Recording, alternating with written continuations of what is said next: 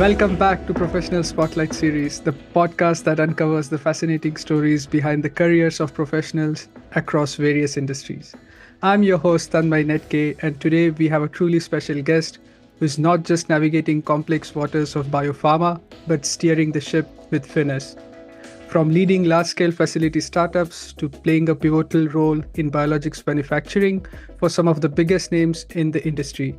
He's seen it all and has valuable insights to share. We will dive into the world of big pharma, explore the influence of AI in the industry, discuss career navigation, art of balancing work and life, and the experience of moving countries. I'm thrilled to welcome brilliant gentleman Siva Agastin to the show. Welcome, Siva. How are you doing? Thank you, Tanmay. Thank you for inviting to your show. I'm super happy to be here, and I'm looking forward to share my experience and inspire maybe a few people. I had been looking forward to this conversation as well. You have had an interesting career journey. How did you first get started in pharma industry? What were some key turning points that shaped your path? Yeah, sure. Growing up in India, I had a couple of my friends and relatives worked in the biologics medicine field. So I'm always interested in joining that. And I did my undergrad in biotechnology. And then when I went for master's in chemical engineering, I tried to stay within the same field. And I was lucky to get into a university which has a chemical engineering department with a bio focus. So I was able to join professors and learn the techniques. And then, when I was trying for a job after finishing my master's, it was a global economic slowdown. It was very difficult at the time, and everybody was talking about that, and people were scanning others that like, oh, this is the worst time to be looking for jobs. But any difficult situation will train you in a special way. So seeing that and seeing that difficulty in finding the first job, nowadays I see that once you have gone through those difficulties, every problem gives you a new learning opportunity. Was there any particular example that significantly you remember where you thought, okay, I did my bachelor's, now I want to get deeper into this field and perhaps join the world of pharma industry? Yeah, actually, I wanted to do something which makes a difference, which is helpful for others. And Mhm. biopharma field is the one. Always, I thought it has a direct connection to people. People use it, people need it, and and Mhm. and any improvements you do, it's going to touch so many lives. And at the end of the day, it gives you the satisfaction that you contributed something to the society, you helped somebody, and any new inventions, anything you do which brings the medicine faster to the market.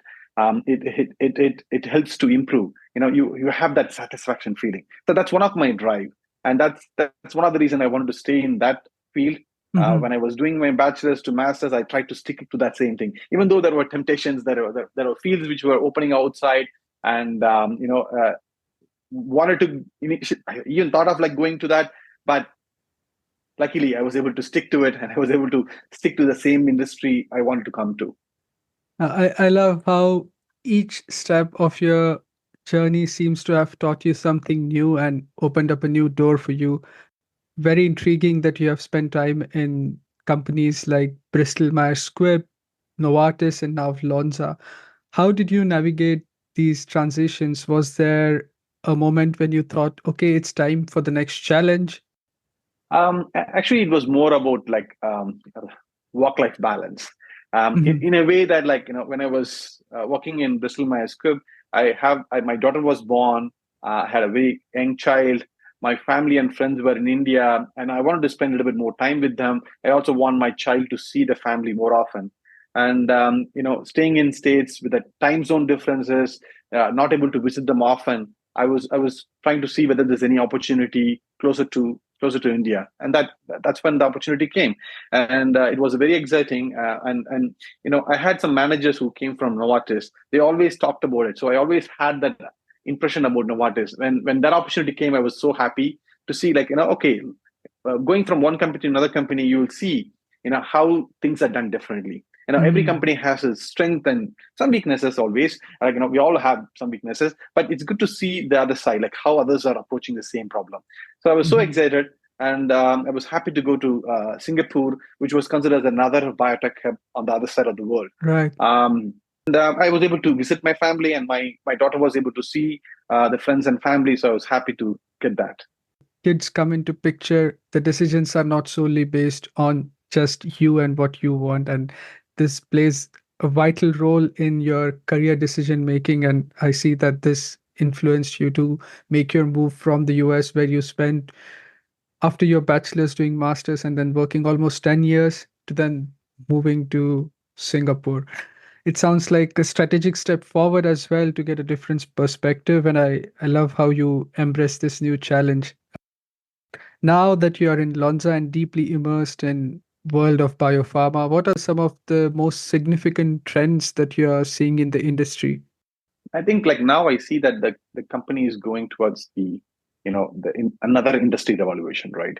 Mhm. Biotech industry with so many regulations, it's slow to changes, but I think we have come to a point that like there's a big change around the corner, and that's artificial intelligence. That has changed a lot of business in the last 5-10 years. In my eyes, not so much in biologics. Maybe it's just starting, but in the next 5 to 10 years, I see that it's going to make a big difference. And some people say that it's going to reduce the workforce, but I see it slightly differently. I don't think it's going to reduce. I think it's going to change the job description. Our titles obviously going to change, and our day-to-day job is going to change. But I strongly believe that our productivity is going to go up. We're going to solve some problems very easily, and we're going to see more interesting problems. I don't think the problems are going to go away. The problems of today's life are not going to be the problems of next time. Right. AI is going to solve that very easily. That means that it's going to open up another interesting set of problems, which we will be able to dive into, and that's going to be good for everyone. That's good for the Mhm. society. That's good for the patients, and the whole human evolution. Right? We have always solved and gone into new problems and solved that, and then gone into another set, and that's how we have evolved, and that's how we have made our life simpler, easier, and more comfortable. I think AI is going to do the same thing for biologics in the next 5 to 10 years. It feels like the landscape is changing very, very quickly, and the influence of AI can be seen very easily in our day-to-day tasks, right? Of course, as you said, the changes are a bit slow in a highly regulated field like pharma. Do you have any specific examples that you can point out where AI can immediately improve certain aspects of manufacturing where you are an expert, or in general in pharma? Because I know you are quite interested in this part, integrating AI, automation, data analytics into the processes of manufacturing. I've seen many people coming out of college. They come with an aspiration, and when they see some tasks are repetitions, doing again and again the same, they don't they don't see that, like they don't anticipated that, and then they come and they get bored, and they were like, oh yeah, I thought like this, and I thought this. I'm a little disappointed. It's always because it's a mixture. I know in any job you will not have all interesting. You have Mm. to do certain mundane job and certain interesting jobs. And I think the repetitions, the manual work, the same work again and again, I think that's where AI is going to make a big difference. And I think as long as that job can be well described, automated, I think it's going to be done in a very good way. And so people are going to have that time. People are going to do less and less of that manual repetitions, and we're Mhm. going to have that time to think and solve other problems. So I'm truly believing that our next generation, which is going to come to biologics, are not going to see that side. Are going to see the world where they can cut down those repetitions, and able to spend more time solving new things. And I also some folks I have heard from them that like, hey, I have less time to think outside the box. I have less time to be very analytical. I have less time to collaborate. I have less time to do some side projects of my own. I think AI is going to give that additional time. AI is Mhm. going to give that freedom, and I strongly believe that the workforce which is going to use that very wisely is going to see that like where we can apply that and have that additional time to improve it and have the additional time to work on their own. Any member who keeps the curiosity, any team which keeps their out of box thinking are going to come out very strong. So I think that's where the AI is going to bring most value to our business. Do you think in 5 to 10 years or somewhere down the line, work of operators on the shop floor might become, I wouldn't say obsolete, but very limited to one or two people looking at the whole production facility and AI or the automation doing most of the things?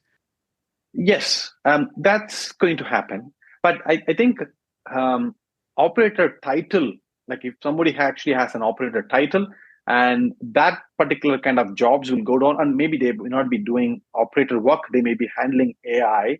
But what I believe is like the workforce, that's what I mentioned before, right? I don't think it's going to reduce the labor force. Some people are going to have other special titles, and somebody's going to have a title of like, say, AI troubleshooting, or and so they're still going to be working in the industry, still going to be associated with the site, still going to be helping the manufacturing facility, but not directly in the line, but more on the support side. But on the other side, what you said is completely true. I don't think some of the works done by people right now will be replaced by machines, and so we're going to increase the robustness. We're going to improve the reliability, and we're going to have less challenges in releasing or doing an investigation or releasing a batch. But maybe like we'll be working more on how do we make it more robust, or how do we shorten the production timeline? How do we make sure that like we are able to produce more products within a year, or how are we going to make more campaigns within a short time period? How do professionals who are just joining the industry or who have been working in the industry make their careers future proof with AI influence growing in pharma? I don't think this condition is any special. Even 20 years ago, people who have joined, people who have kept the open mind, people who have kept like, okay, I'm learning something new. I'm evolving, I'm improving, I'm continuously changing and improving, survived, and they really did well. And I think that the same applies now. Anybody who's coming to the industry, if they come with an open mind, that like, they are here to learn, and they're here to, change, help each other, and learn along the way. I think that's the skill set will help. And, because, now we are talking about AI, 10 years, we will be talking about the next generation AI, and 30 years later, something else. So, every industry will go through disruption. There'll be always a new technology will coming in. So I know AI is a buzzword. It's kept coming around. We are doing a lot of stuff. But I think this 10 years is AI. Next 10 years will be something else. So I don't think it changes. So I see adaptability and continuous learning are crucial in such an ever-evolving landscape. Embracing new technology, honing those skills, and this will help someone to continue having plenty of opportunities for those who are willing to learn. Yes. And maybe I want to add one thing, like just not only AI, any new techniques, more of like how you learn and how you apply. That's also an important one. Because, I have taken my AI course outside, and there are a lot of examples. But when I come and try to apply it, the actual problem is anyhow different from those examples. So the key aspect here is, trying to think a little bit outside of the box, and take the inspiration from the examples, but you have to work on the problem you have. So so that's why I always think that like the just the book knowledge is not going to help you. You have to know how to apply that, and keenly observe, and ask questions. Have a coach, or have talk to people who are in that business. Try to learn. Ask questions, and challenge yourself, and think outside. Come up with a new idea and ask whether that can be implemented. You can learn a ton by doing that. No, I love it. I think growth mindset and open to new challenges is what you're trying to say. And how do you do it yourself? Do you have, because you use the word coaching, so Do you have a coach? How do you yourself keep up with the industry trends and are up to date with what's happening in your field? I don't go for a perfection, but I always think what we do right now can be improved. There's always a room Mm. for improvement, and if you have that mindset that like there is always you can do better next time, then you will retrospect, you will be able to learn something from that. You'll be able to do much better or like something better next time. Mm. So I always try to do that, and everybody's in a journey. We're all in a journey. We are learning every day. We are trying to make ourselves better, and but for me that works very well. If I make a mistake, then it doesn't bother me so much because you know, okay, this is the learning. Next time I can do better. Mm. Enjoying the success and taking the inspiration to do well next time, definitely. But taking success too much into your head and trying to do the same or trying to be more safer next time, so to not to destroy your reputation is not going to help you. So for me, it's like Mm. success, yeah, teaches and inspires you, motivates you to do more, but failures teaches you more, and Mm. that gives you a learning opportunity that like you can do a big step next time. And I also wanted to answer the coaching part. I have many coaches at this point of the time. Mm. I know who are the leaders in every field, and when I talk to them, I try to understand. I listen carefully what they say, ask some questions to understand what is their perspective, how they approached it, and try to see whether I can mimic that, whether I can do the same. I'm pretty sure they are experts. I won't be able to do the same thing they do, but as long as I try to mimic and learn, and I go in that path, I think that like I will be able to achieve that at some point of the time. That's so inspiring. I think coach plays. It doesn't have to be a professional coach, but even an informal coach, someone that look up to as a mentor, having these conversations from time to time. It's just you feel like a sponge who is just soaking in whatever is poured onto you, and this certainly helps from not just in the field but in general navigating your career. And I think that's what you mean when you have multiple perspectives from people who have seen so many different things in their life. Certainly helps you to decide what direction you want to. I like the word you said, like sponges. I like that. Actually, that's a very good way of saying that. When you are in a stress moment, if you think that like you are there to observe information, you are there to observe and learn. That puts you in a very good mindset. Like Mm. the word you use, sponge. Actually, that's a great way to communicate that. You don't have to process all of them at the same time. If you're a sponge, if you Absolutely. observe everything, then you will have your own time to process that. I think that would be a very good message for somebody who's looking to handle like a stressful situation, or how do I manage a very busy time. With coaching, you can just soak in the information. Maybe there is no Mm. practical application of what you're listening to at the moment, but somewhere down the line, if you are listening carefully, I'm sure this is going to help you in one way or another. I think I'm gonna remember that word. You be a sponge and absorb information. Doesn't matter whether you what you're going to do with it at that point of the time, but keep processing and keeping the information. It's definitely be helpful at some point of the time. A- Thank you for a- sharing that. Absolutely. Talking about challenges as a industry, what do you think are one of the biggest challenges that pharma industry, in particular CDMO, where you're working right now, is facing? From my eyes, one of the big challenge I see is the demand. The demand for medicines definitely going to grow. As the population is growing, as the economies are growing, and our lifestyle is changing, the demand, the need for medicine, the demand for medicine is definitely going to grow. Are we keeping up with that? That's the big question. Mm. And again, my limited point of view is we have a lot of things to do, and I think AI is one tool, and there should be other ways where we are becoming more productive, able to solve some of the legacy problems, and we are able to get into a mode that like now we can scale up really quick. Some of my friends are in IT, right? IT scaled up some of the things very easily, and but they had some Mm. advantages. Scaling up in IT is a matter of getting some infrastructure. It doesn't have a lot of challenges which other companies like biopharma actually Mm. has. So seeing that, some people actually expect the same kind of a scale up in other industries, which are not practical. But even though we cannot mimic that scale up, I think biopharma also should think about what is the best way to scale up. What is the best way we can match the demand in next 20, 30 years? What technologies we should invest now? What kind of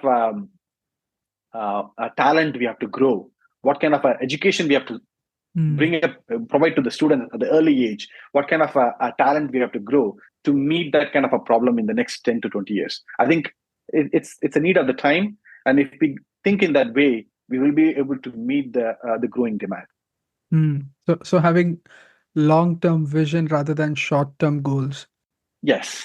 And not just in terms of only purely business point of view, but also upskilling the talent that you already have, and to integrate the evolving technology around the business that's changing dramatically, to think of that integration for a sustainable growth. You have been center of some massive projects, facility startups, process transfers. I can imagine it to be a very high stakes environment and with a lot of moving parts, right? What has been most challenging aspect of this job in general for you in multiple organizations? Good question. Maybe I can share some of my experience in the last 5, 10 years. I used to be very careful, very risk adverse person. And I try to think that maybe once I succeed, and I have to make sure that next time I succeed in the same spot, and then go from there and then succeed more. But being that kind of a person, one thing I learned is it gives a lot of stress. Only certain things on your hand. We are all human beings. Anything outside of us we do, there are other factors involved. The success is not guaranteed, and hence being very risk adverse actually puts you in a lot more stress. Would curb you down. You would be very calculative. You will slow down your efforts because you'll be doing a lot of simulations in your head. You'll try to think through, and by that you waste a lot of energy in that. And the reason I'm saying that is this on top of a very difficult project, a massive challenge in your hand. It quickly puts you in a very difficult spot. Along the way, what I learned is talking to people, reading books. One thing became very clear. Nobody can guarantee success all the time. That's impossible. And when machines cannot do, when the goal leaders cannot do it, why you yourself kept that kind of expectations, and I'm try for that, and then upset with it. So and with that mindset, I try to think differently. I try to think what I can do best. And one of the things I learned is one of the things I read in the book. The best way to grow in the career is try to be a better version of yourself. Don't compare with others. Everybody is in their own journey. You might see somebody as a peer having a similar background. How much of the same background is, they are not you, and they don't have the same situation as you. So trying to compare yourself with others is the really worst thing. You keep hearing it, but still as a human, we do it. So you have to actively curb the thoughts. You have to actively do something to not go in that path. And then since we are humans, we have this tendency to compare. I think the best way to manage the situation is to compare yourself. Meaning compare you to you 1 year ago. What you did, what you're doing now.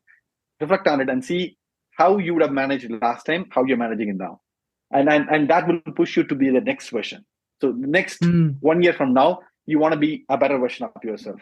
And that helped me a lot. And that released me from a lot of stress, released me from pressure, released me from expectations. And that also helped me to manage failures.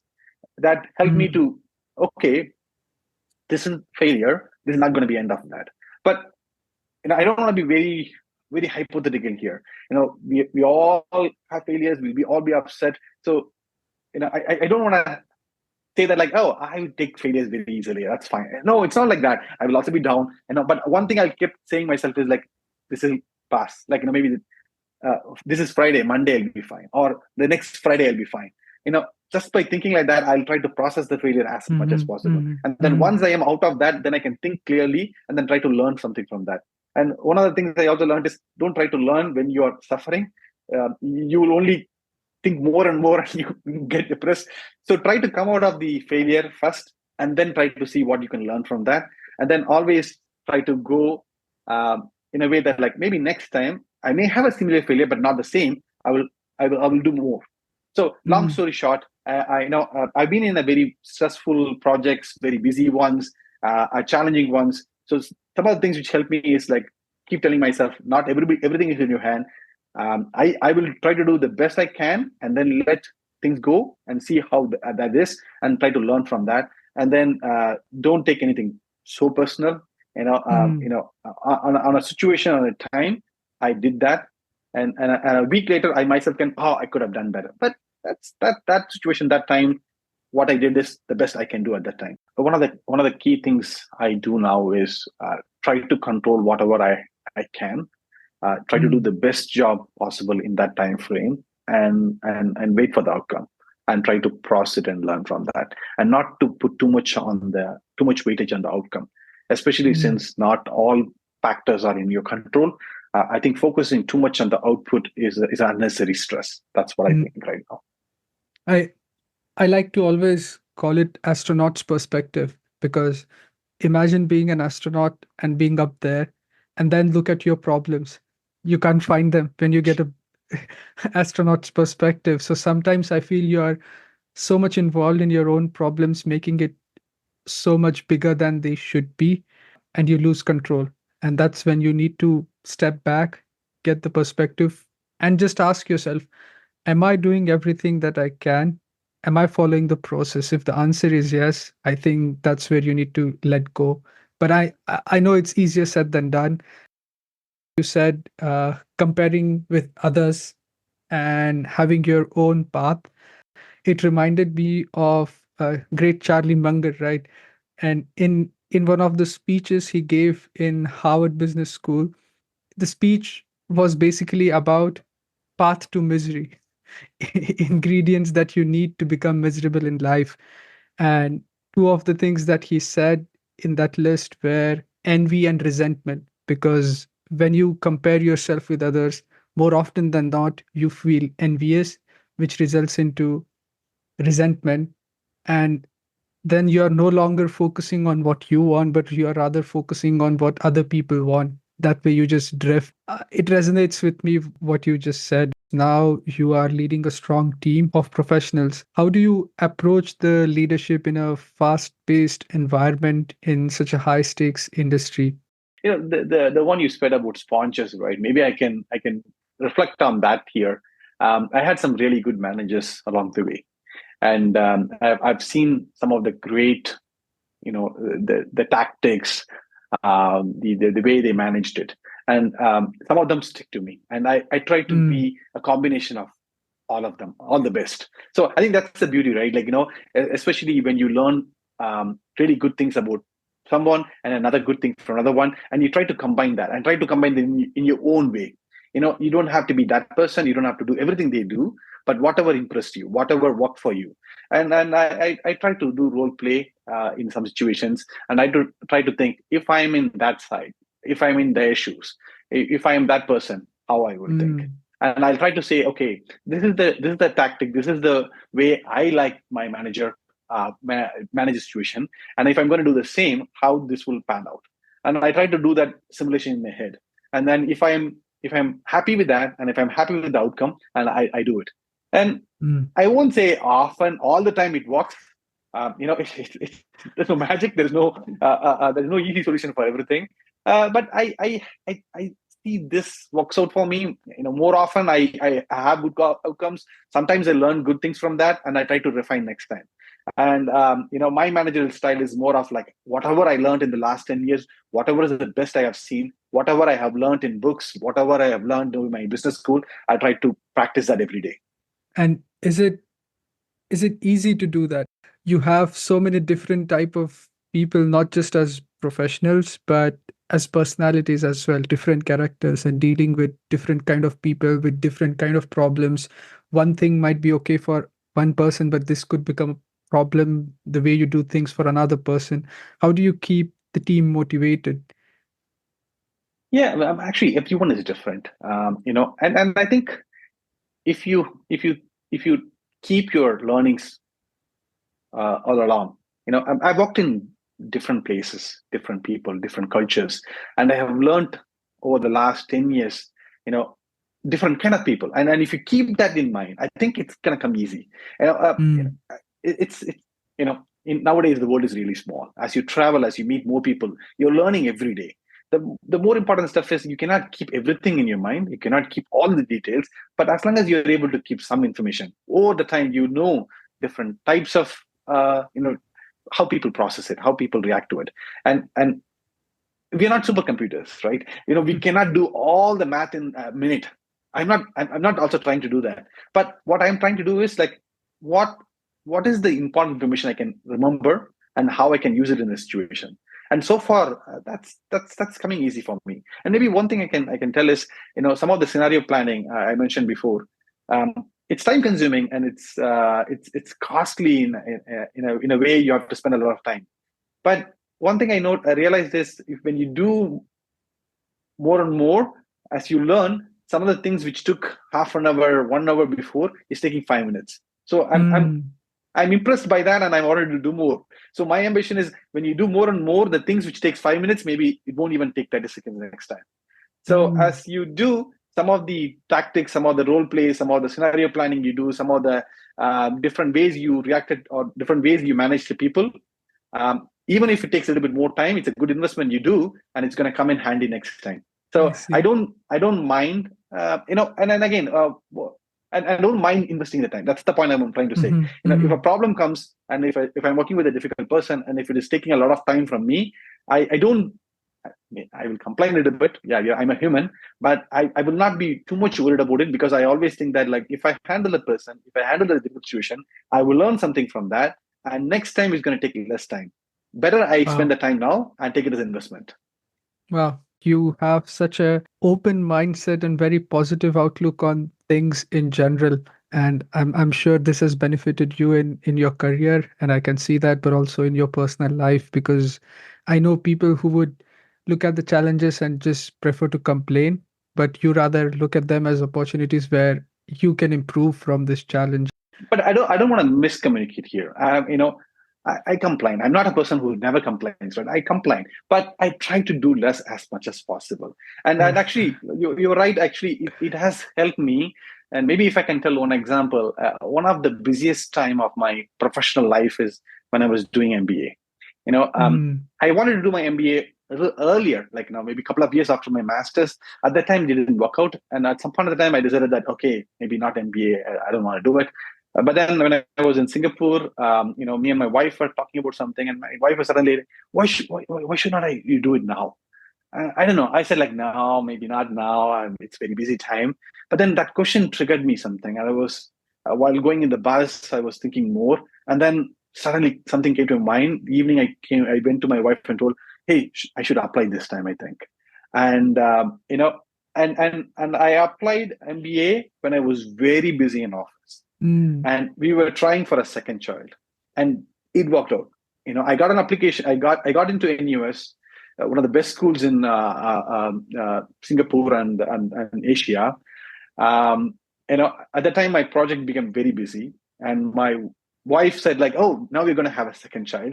And I even for a second thought, like, should I delay my MBA for the next year?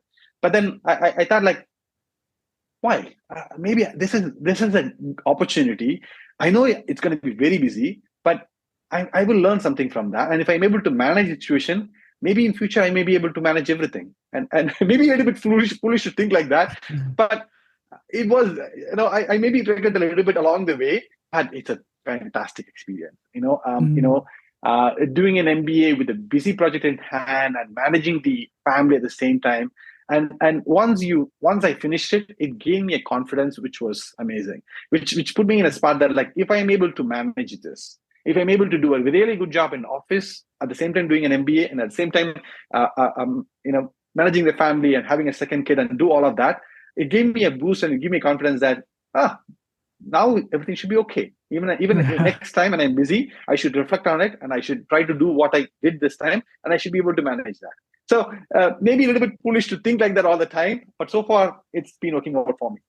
If you push yourself outside of the comfort zone, that's the way you learn. And knowing when to stop is also important, because if you stretch the rubber band too much, it will break at some point, but you wouldn't know how much you can stretch it unless you stretch it. Very good point. Actually, that's a good one. Especially people who are coming out of college, when you don't know how much you can stretch. The worst scenario is not to try it at all. I think if you have a good support system, if you have a good friends, if you have family who watch out for you, if you have a good professor, if you have a good mentor, talk to them, keep them in your radar, and then go for the stretch, and then ask them to stop you, ask some good questions along the way. I think the best is to go stretch yourself and understand and realize your potential, rather than afraid of being broken or like by overstretching it and not trying that, because you're going to lose a great opportunity. But keep the support function. That's key. I think I did that as well. During my MBA, I had some good friends and I have some contacts where I continuously kept in touch with them to keep my sanity. So yeah. Wonderful. I love it. For people who are starting out in pharma, what advice would you give? And the next part of this question would be, what are the common mistakes that you yourself have made or you have seen people early in their careers making? First question, what can someone do when they're at an early career and who want to do well? For me, talk to your manager and share your aspirations, share your goals, tell them what you want to do. Sometimes that keeping it yourself or like trying to do everything by yourself is the bad thing. And the world is big. The world is small in a way nowadays, but still you cannot know everything. You don't know what's going around. You know what people have told you. Just by telling your manager or your coaches and people who are well wishing you, and just by sharing, and then sometimes I was this kind of person, so I'm sharing this. You may be naive that I'm new to this industry. If I say that I want to achieve that, I want to see this, I want to this, they may think that I'm a little foolish, I'm too naive. It's okay. It's better to take the risk and tell them, even if they think like that, it's fine. Because the more you tell, the more you show your aspirations. Sometimes like it's that logic. If you don't say it, you're half committed. When you say that, you're fully committed because you said the words, you heard it. You heard yourself saying that. So that's one thing. And the other one is the manager sees that. The manager sees the opportunities. When there are, business goals, when there are opportunities, when there are stretch projects, he will remember your name. He will try to come to you. And a good manager will always tell you that, like, okay, this is this stretch project. I know it's a little bit outside of your comfort zone, but I can support you. I will back you. I will do whatever. And so with that, you can try to fail. You can try to achieve. And if you fail, that's fine. He's there. And as long as the right stretch project comes to you, and you put in your efforts, you learn from that, and you're going to go from there. So tell your managers what you want to do. Share with your well-wishers and be open. Tell your ambitious plan. Having said that, be a little content as well, because sometimes you might think that you will be able to go to that place in 1 year, 2 years. But if you didn't achieve, that's fine. We're not going to achieve everything we think. The world is not like that. So try to aim higher is the best. But at the same time, when you don't achieve it after a year, try to have another goal. So that's the best way to go. And for the second part, as I said before, I was that kind of a person, right? I was very risk adverse. I think that is maybe one of the areas. If you are that kind of a person, try to change yourself. You cannot change in one day. Try to change one at a time. Try to talk to your coach. Try to talk to your manager and see what you can do more. One of the things I can share in my experiences. I have set myself a higher goal, and I've told everybody I will achieve it. And along the way, I failed a little bit, but I didn't admit that, like, this is too much for me. And along the way, I've put myself in more difficult parts. I have stressed myself unnecessarily, and I lose a lot of learning opportunities as well. That's one of the things I can highlight. So just by committing to that too long, I have lost some of the learning opportunities. So one of the things I can share is be okay to accept failures. I think we are all humans. We will fail at some point in the time. How we tackle failures, that shows the skill. That shows the character. So instead of trying to hide a failure, instead of trying to overcome the failure immediately by doing something and then trying to cover up the failure, may not be the best way. I think it's good to accept, take some time, try to think in that way so that it also gives you a learning opportunity and try to do it next time. So that's one thing I can share now. I've boiled it down to 3 points. Failure is better than regret of not trying.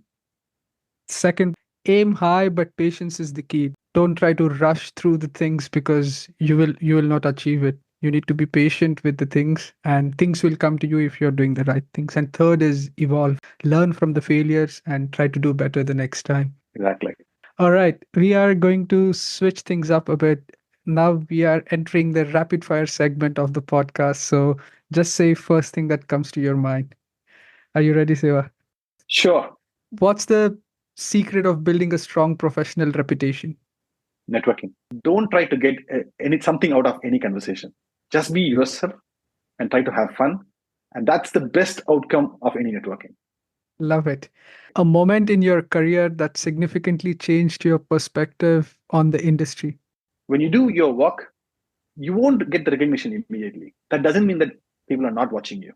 There are a lot of times your name is coming around, people are talking about you, see, not in front of you, but as long as you do a good job, there is some appreciation going on. So there's no point in trying to hear it or trying to use it as a way to motivate yourself. So that changed my perspective. And that moment onwards, I didn't want to wait for an appreciation and take it as a motivation to do next.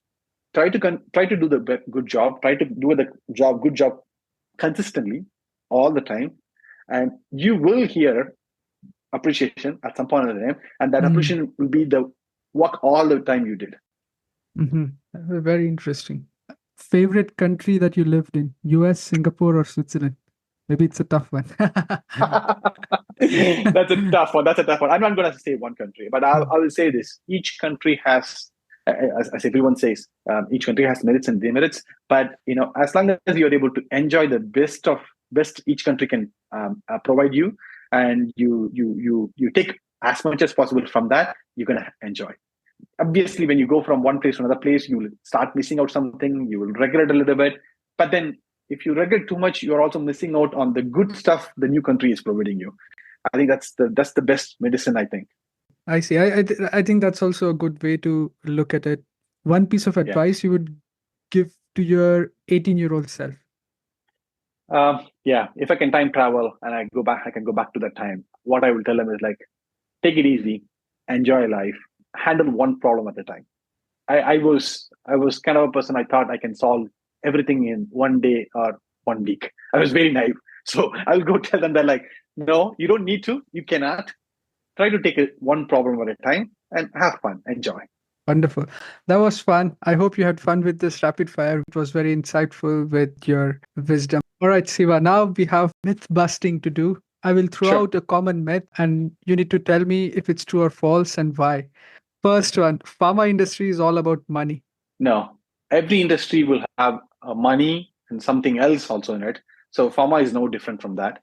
As long as you're able to balance everything in the middle, you're fine. Especially in pharma, it sounds like money because capital investment itself is so high. So to produce a lot of medicines, especially for treatments like cancer or rare diseases, the medicine cost in general is very high. So it seems like it's all about money, but it's not. It's about health first, most of the time. Yeah, maybe if I can add one more thing to it. If a business has to be sustainable, it has to be profitable. It has to have a long-term future.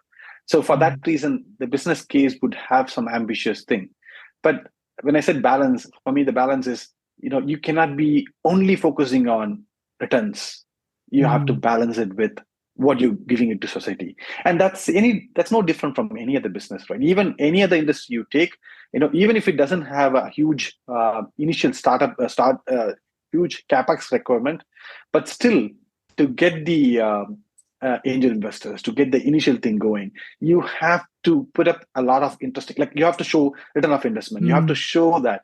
But for me, if you do too much of that, and if you didn't balance with what you're bringing into society, that is also not going to go well on a long term. So I haven't seen a lot, but in my eyes, I think if it is sufficiently balanced and you're able to attract angel investors, you're able to get investment and you start, at the same time, you're able to do something good, then your reputation, your brand name comes in. So that balance needs to be there.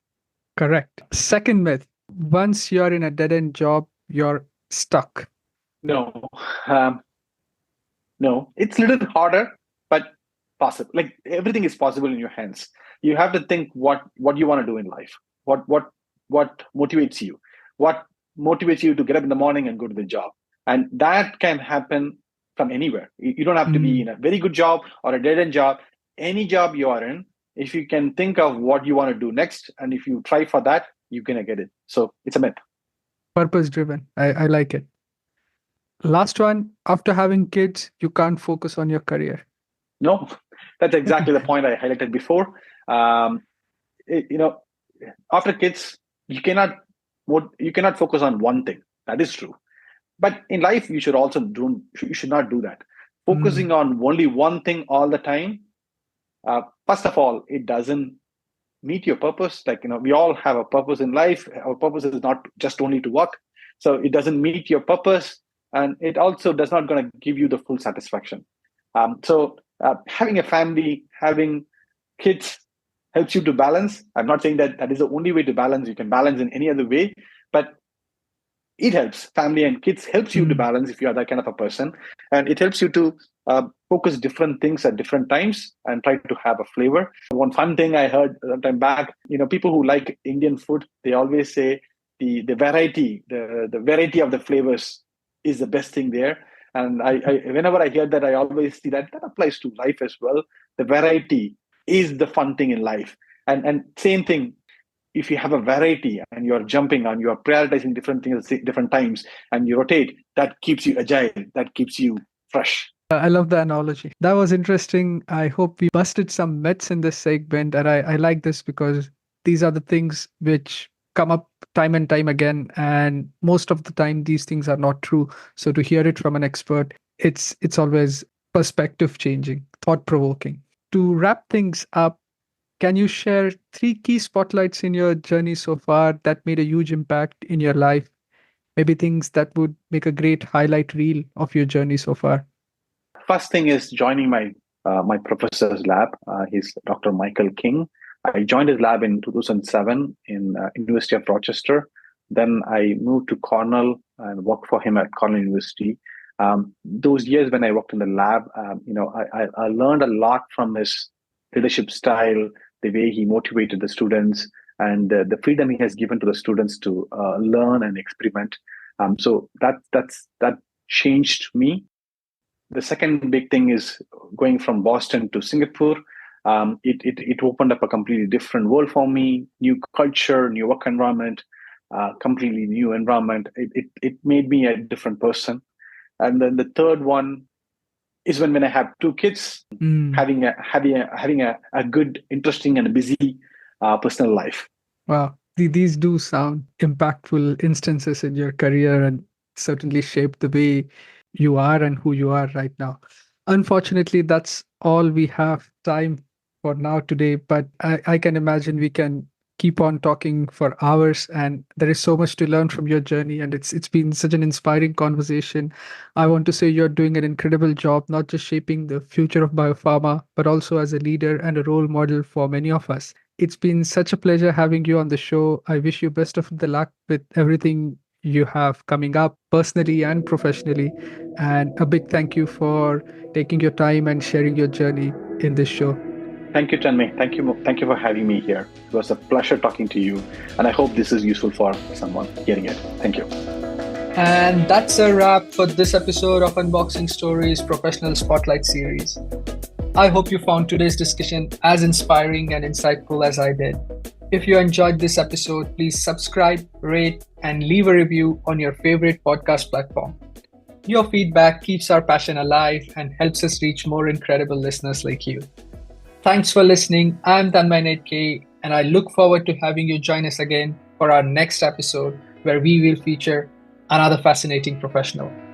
Until then, keep striving, keep thriving, and keep unboxing your story. Until then, goodbye.